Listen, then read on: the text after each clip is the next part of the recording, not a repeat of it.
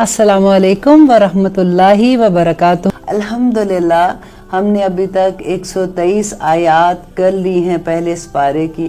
अब मैं इतनी एक्साइटेड हो जाती हूँ जब मैं सोचती हूँ कि अल्हम्दुलिल्लाह इतनी जल्दी हम ऑलमोस्ट पूरा पारा ख़त्म करने वाले हैं। मे भी आज के प्रोग्राम में नहीं तो इंशाल्लाह नेक्स्ट प्रोग्राम में हम पूरा पारा ख़त्म कर लेंगे।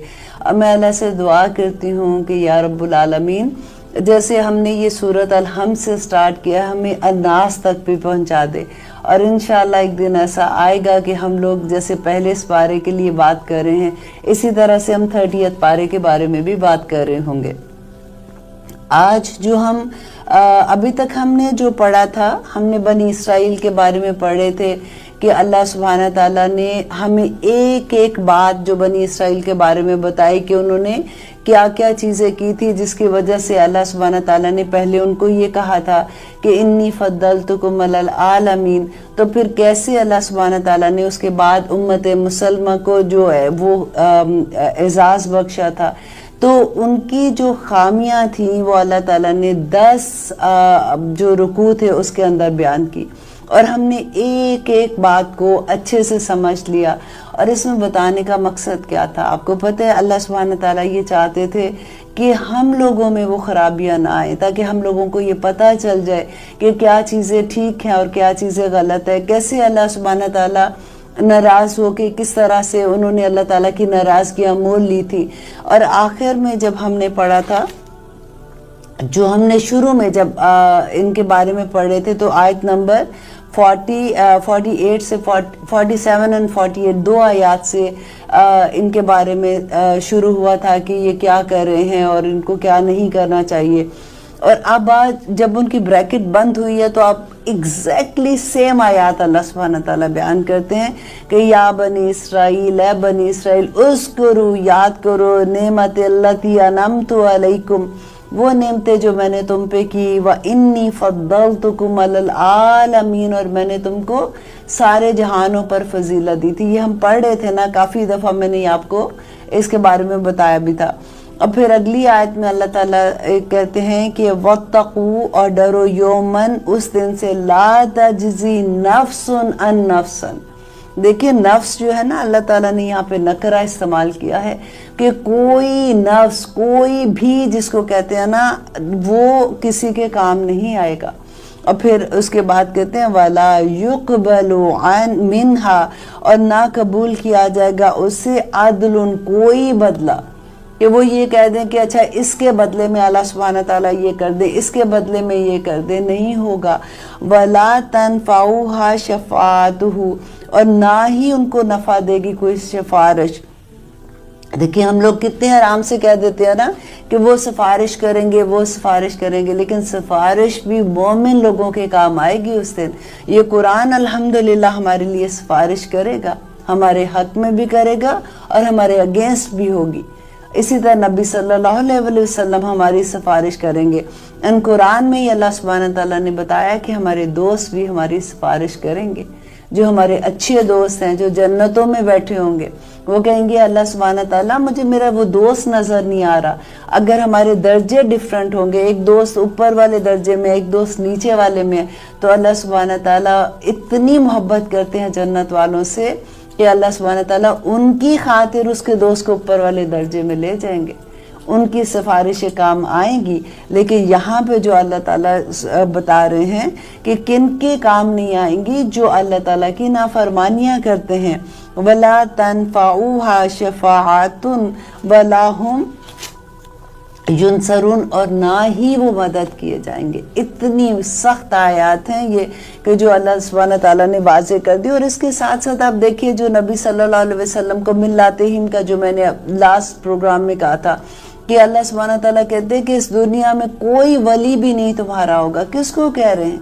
नबी सल्लल्लाहु अलैहि वसल्लम को कह रहे हैं ना, कि अगर तुमने उनकी ख्वाहिशात की पैरवी की, अगर तुमने उनकी मिल्लत की पैरवी की। नबी सल्लल्लाहु अलैहि वसल्लम तो ऐसा कभी करने वाले नहीं थे। एक्चुअली वो अल्लाह सुब्हाना ताला हमें ये पैगाम दे रहे हैं कि देखो अगर मैं नबी सल्लल्लाहु अलैहि वसल्लम को ये कह रहा हूँ तो तुम लोगों को भी इस बात का ख्याल रखना चाहिए। और इसके बाद ये चैप्टर क्लोज होता है। अब आज हम इंशाल्लाह हज़रत इब्राहीम के बारे में पढ़ेंगे। इब्राहीम अलैहिस्सलाम कौन थे। इसी तरह से इंशाल्लाह जहाँ जहाँ जिस नबी के बारे में आएगा उनके बारे में हम आपको तफसील बताते रहेंगे। और जहाँ जहाँ कोशिश करूँगी कि जब तक आपका कुरान ख़त्म होगा हम इंशाल्लाह सीरा भी कंप्लीट कर लेंगे, हम तमाम नबियों के हालात ज़िंदगी कंप्लीट कर लेंगे। हमें ये समझ आ जाएगी कि किस तरह से उन लोगों ने अल्लाह सुब्हानहू तआला के साथ इतने बड़े बड़े सौदे किए थे कि वह वली अल्लाह बन गए थे अल्हम्दुलिल्लाह। और हम भी उसी लाइन पे चलने वाले हैं। हज़रत इब्राहीम के बारे में मैं थोड़ा सा आपको बता दूं कि हज़रत इब्राहीम की उम्र जो थी वो 185 ईयर्स, जो हमें रवायात से मिलता है कि 85 साल के थे। और उन्होंने 175 साल के थे। और उनके भतीजे जो थे हज़रत लूत अलैहिस्सलाम थे। और उनकी ज़िंदगी में जो पूरी उनकी ज़िंदगी थी उसमें जो मुसलमान हुए थे वो लूत अलैहिस्सलाम थे। देखें अब नबी सल्लल्लाहु अलैहि वसल्लम की उम्मत है हम लोग, और हम क़यामत के दिन नबी सल्लल्लाहु अलैहि वसल्लम हम पे फ़ख्र करेंगे अपनी उम्मत को देख के कि इतने ज़्यादा तादाद में लोग होंगे। इब्राहीम अलैहिस्सलाम ने 175 साल उम्र पाई थी। और देखिए उनकी ज़िंदगी की कहानी जब हम बयान करते हैं कि किस तरह से इन्होंने इस्लाम को, देखिए नबी सल्लल्लाहु अलैहि वसल्लम जब 40 साल के थे, आपको याद है कि वो पहाड़ पे जाते थे, वहाँ पे गारे हिरा में उनको जब जो जिब्राइल अलैहिस्सलाम पहली दफ़ा वही लेके आए थे। और फिर वो भागे हुए घर आए थे बीबी फातिमा के पास। और फिर वो आयत थी या अय्युहल मुज़म्मिल या अय्युहल मुदस्सिर, लेकिन तो उस वक़्त नबूवत मिली थी। इसी तरह मूसा अलैहिस्सलाम आग लेने गए थे तो अल्लाह सुब्हानहू तआला ने उनको आवाज़ दी, उन्होंने दौड़ लगाई कि नहीं नहीं मुझे डर लगता है इसको हाथ लगाते हुए, जो उन्होंने कहा था कि वो सांप बन जाती थी छड़ी को। तो इसी तरह से हर नबी को नबूवत जैसे मिली तो उसके वाक़या हैं। लेकिन इब्राहीम अलैहिस्सलाम का किस्सा इतना खूबसूरत है। आप देखें ये 16 साल के एक जवान बच्चे थे। आप अपने बच्चों को ज़रा माइंड में लाइए कि हमारे जो 16 साल के बच्चे हैं, देखिए इनको कोई अभी किसी नबी की पैरवी नहीं कर रहे। ये बाबल शहर में पैदा हुए थे, वहाँ पे बुतों की पूजा की जाती थी। इनके इर्द गिर्द कोई तौहीद वाला बंदा नहीं था कि जिसको देख के इनको लगता कि ओ मैं इसको फॉलो करता हूँ।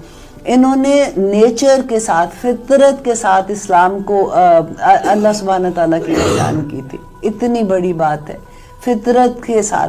और इनको जब एहसास हुआ, इन्होंने देखा कि लोग बुतों की पूजा करते हैं, उनको खुद अपने हाथ से बनाते हैं, तो इन्होंने इनकी हिकमत द वे ये चल रहे हैं ना, आप स्टेप बाय स्टेप आप वो नोट कीजिएगा कि किस तरह से इन्होंने इस्लाम की तबलीग की थी।